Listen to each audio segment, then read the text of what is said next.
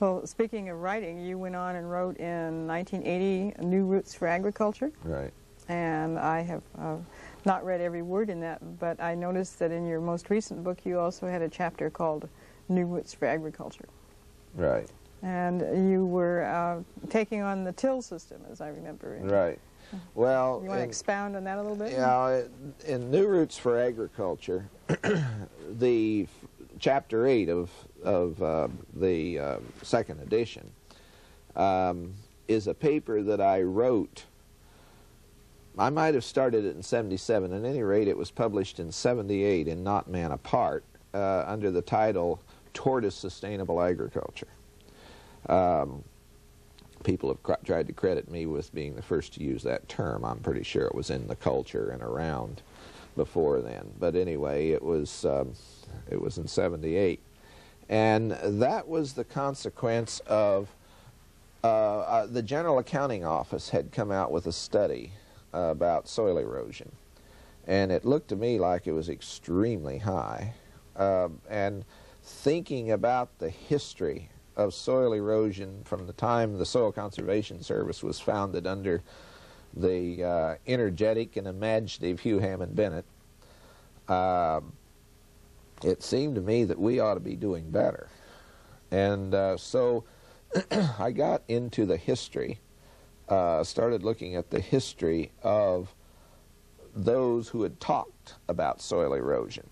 And my golly, it went all the way back to Job. Yes. I mean, we're forever talking about, when Job talked about the waters wear away to the stones and take away the hope of man, and Plato had lamented the demise of the mountains of Attica that were once prosperous but now only fit for bees. And there are, you know, countless examples of people that have worried about this problem. So soil erosion is, as I see it, right at the core of what I came to call the problem of agriculture rather than problems in agriculture. Well, as an evolutionary biologist and thinking about the human, having been around with the big brain, the 1,350 cubic centimeter brain, we've been around anywhere 150 to 200,000 years, say. Well, that's, if you take 10,000 years of agriculture and put it over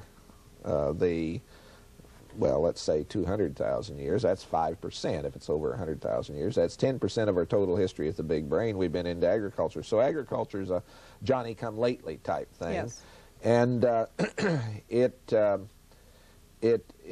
our role in changing the face of the earth through agriculture, I think, has been more dramatic than almost any of the cataclysmic events that we can imagine or that we know to have occurred on the earth. So, especially if you consider the time frame in which it happened, a very short time frame. So I identified what I called the history of, or the failure of prophecy.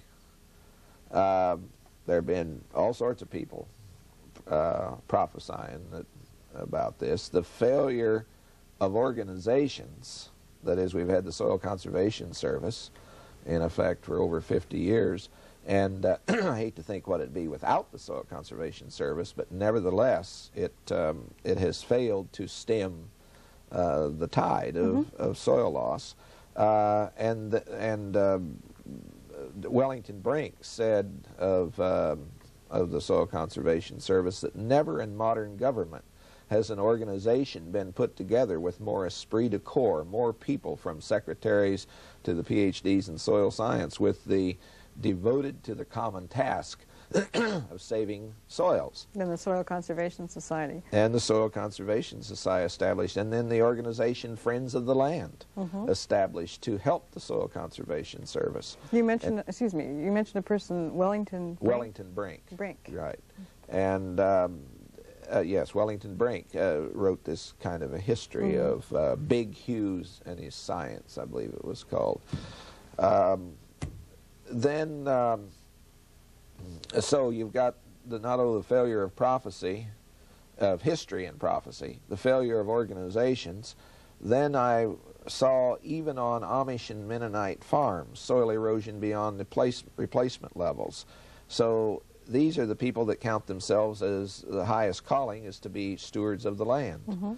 And so there are three big failures, and finally the failure of success. That is, you get your yield up to 100 bushels per acre in corn over 70 million acres. We must be doing something right. Of course, what we haven't acknowledged is it's been dependent upon the extractive economy. Mm-hmm. That is, using 600 million year old fossil fuel energy subsidies to give the standing crop that supported our way of life, and so on. Meanwhile, the soils of western Iowa are eroding at 18 tons per acre per year.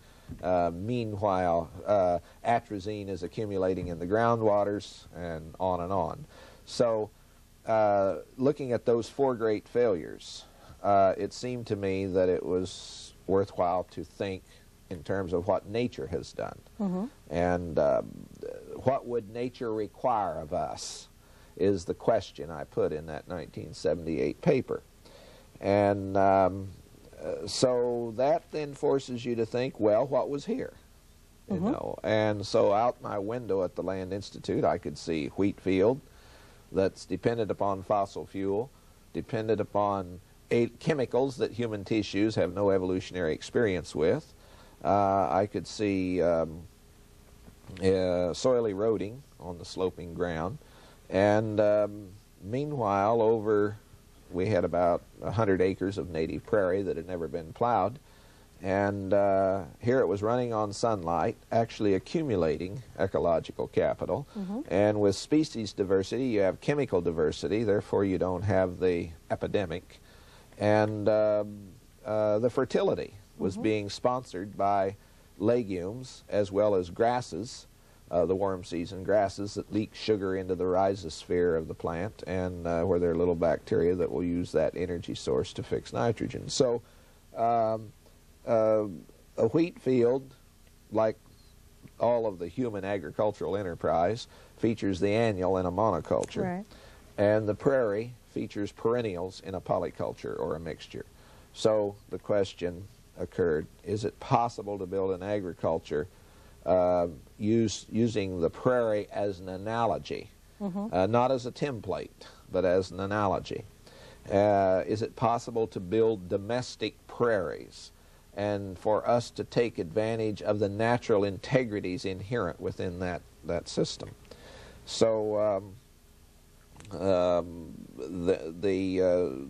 some basic questions had to be dealt with, such as can perennialism and high yield go together? Mm-hmm. Can a polyculture of such perennials out-yield a monoculture? Can we get that system to sponsor enough of its own nitrogen fertility? And can we deal with the problem adequately of insects, pathogens, weeds? So those became our sort of four basic principles guiding our research effort at the land. And it was extremely modest at first. It's still quite modest when you consider, the USDA budget. Mm-hmm. Did this focus on the prairie come to you like the light bulb over the head picture, or was it a slowly growing awareness? I don't know. I've wondered about that. I've been asked that question, and I don't really trust any answer that I would give. Mm-hmm. Wendell Berry has done when we dedicated our greenhouse, he gave a history of humans looking to nature, and it's in the literary tradition among the poets, Shakespeare, Wordsworth, Pope, and so on.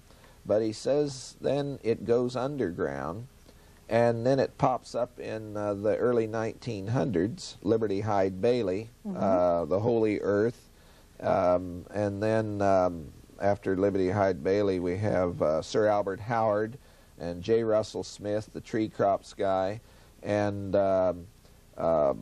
then some others. Well, what's interesting, Wendell says that in the literary tradition, it's a series, not a succession. And the same way within the scientific tradition. It's a series, not a succession, but the succession is probably in the common culture. In other words, I was ignorant of the work, really, of Sir Albert Howard, mm-hmm. much detail at all. I was ignorant, really, of Wordsworth, and I was ignorant of, well, somewhat ignorant of Liberty Hyde Bailey. And it could be that it was the succession was in the common culture and it just popped up. So so in a sense our work is part of a series.